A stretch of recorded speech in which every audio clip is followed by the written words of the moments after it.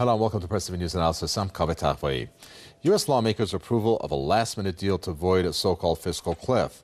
A deal that would avoid a recession for now, a temporary reprieve for a struggling U.S. economy. But when it came to cuts in defense and non-defense spending, simply postponed for 2 months.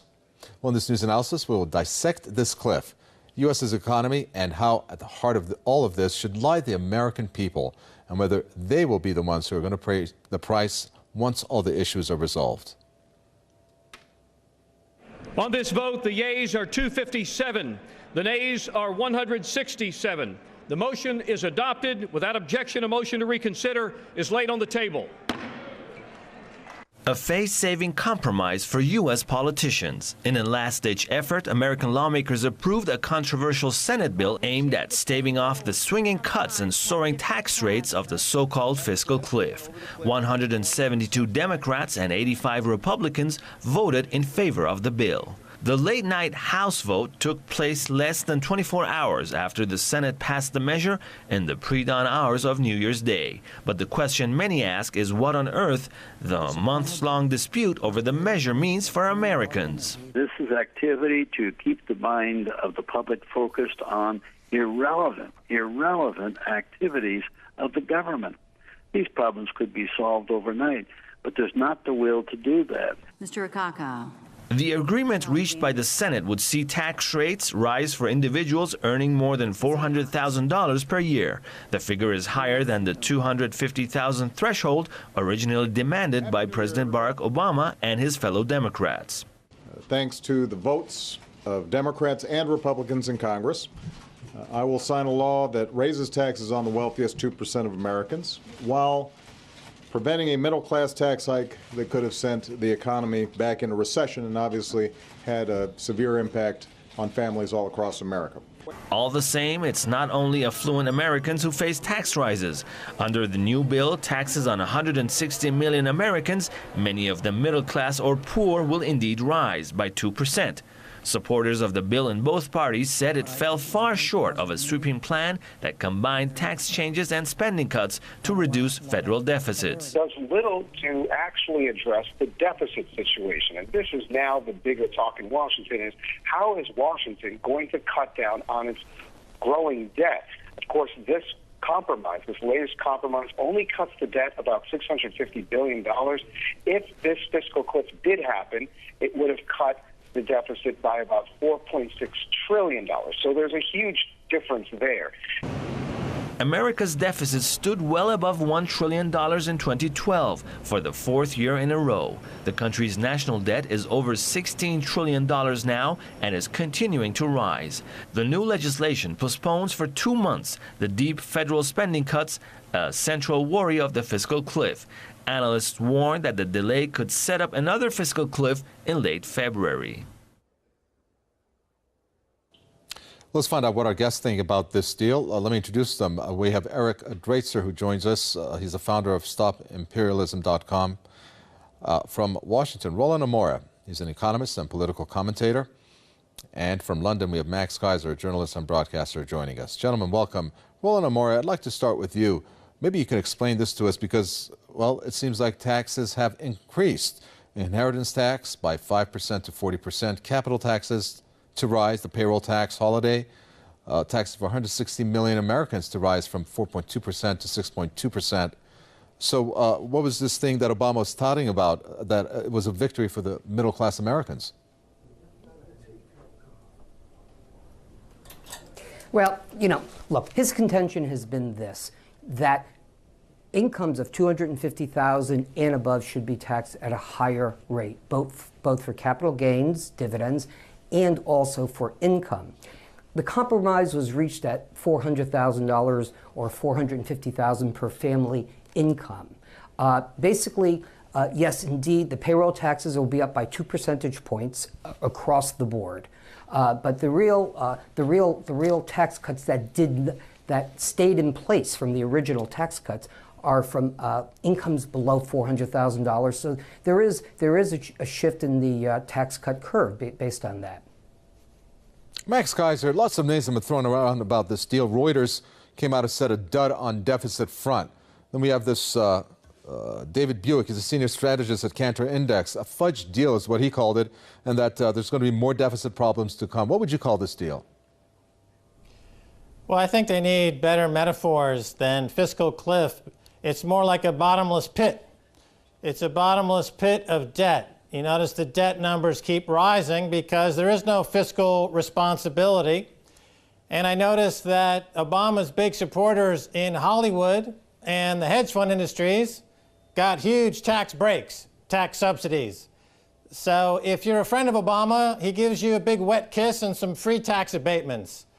If you're not a friend of Obama, then go stand in the food line or a soup kitchen and pound sand because he's not interested. Max Keiser touches Eric Draitser on what seems to be something that's really being forgotten, and that's the origin of this entire debate, is to reduce these swollen federal deficits. I mean, didn't this deal sort of kick this can down the road, so to speak, to a later date? I mean, what kind of deal is that if it's not tackling the major issue? Well, yes, it does delay the actual response to the real crisis, but I think it also mischaracterizes what the real crisis is. There's two ways of thinking about this. Either we're talking about a debt and a fiscal problem, or we're talking about a deeper fundamental problem with the economy in the United States. And I would, of course, believe in the latter. I think the real problems are those of poverty, those of social injustice, and other issues which are not actually addressed by any so-called fiscal cliff, which itself is a manufactured problem. But yes, it's true that this was really kicking the can down the road and not terribly far. What we're looking at is another fight shaping up for about 8 to 10 weeks from now, in which we're going to see the cuts that we did not see in this deal.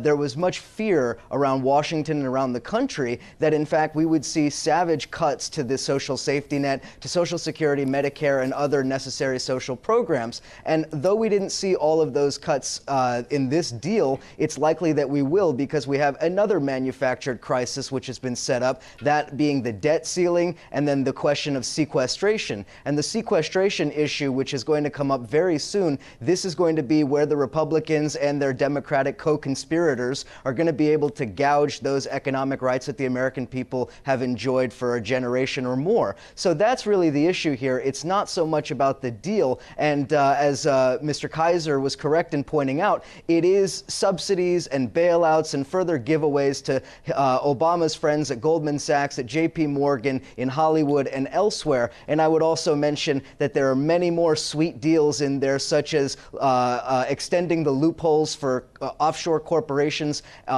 minimizing the capital gains tax, and so forth. So this is a deal that is loaded with pitfalls, loaded with problems, and of course another fake solution to a manufactured crisis in the United States. Well, the word I picked up there, Rollin Amore, from our guest Eric Draitser, is manufactured crisis, manufactured debt. What do you think?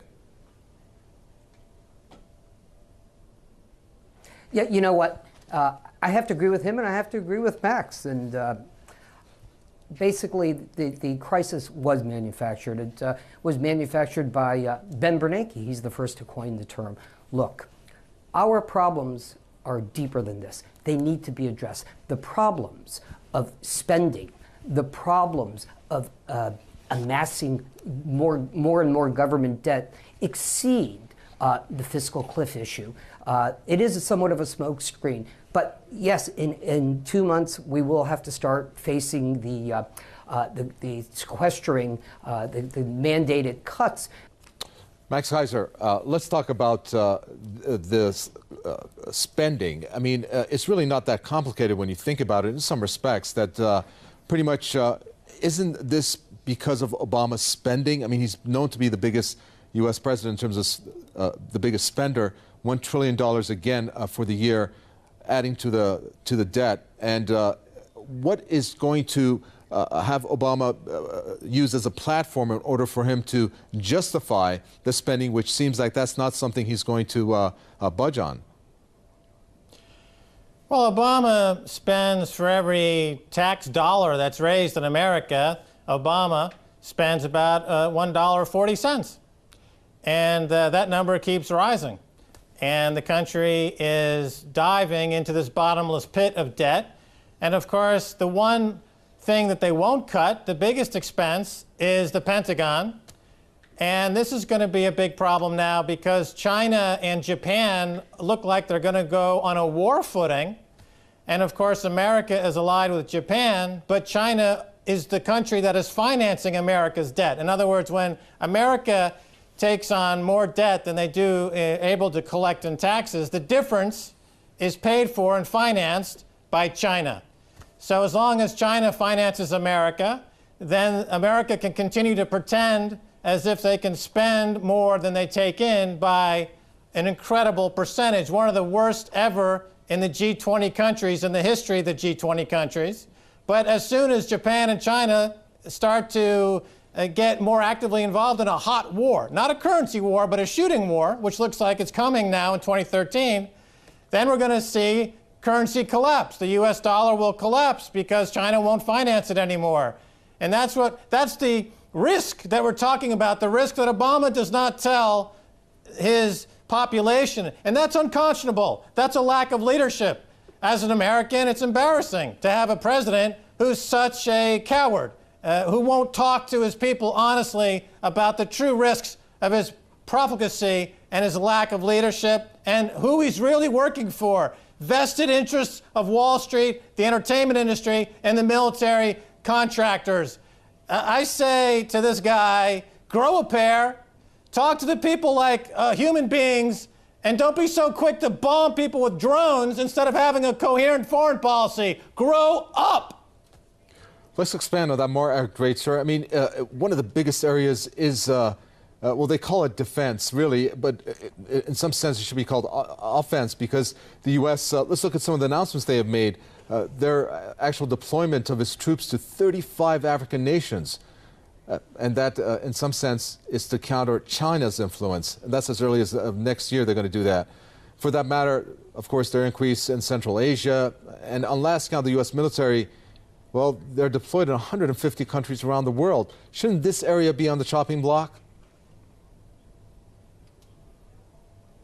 Well, of course it should be, but the reason why it's not is obvious. I think it's self-evident, in fact, that Obama, just like Bush and Clinton and Bush and Reagan and all of the presidents before them, going back 2 generations, are beholden to the interests on Wall Street as well as the interests within the military-industrial complex. If you notice this fiscal deal, we see no significant cuts to the military budget. We see no change in tack from this imperialist agenda in Syria, in Africa, as you mentioned, and elsewhere. And it's important to remember also that President Obama is pretty much the most successful president in terms of selling war to the American people, and in particular selling out those who call themselves Obama supporters, those who make up his base. We see no conversation from Obama during the election or after regarding the issues of poverty or really regarding actual substantive solutions to problems like unemployment. And again, I want to come back to the deal that was struck here. We should remember that the propaganda, the rhetoric is saying that we have no tax increases on the middle class, when in fact this is a lie. This is a propaganda ploy. The fact that they allowed the payroll tax holiday to expire means in effect that middle class people, those who are wage earners, are going to lose money directly out of their paychecks. So as I mentioned earlier, this is an illusion. It is an illusory solution to this problem.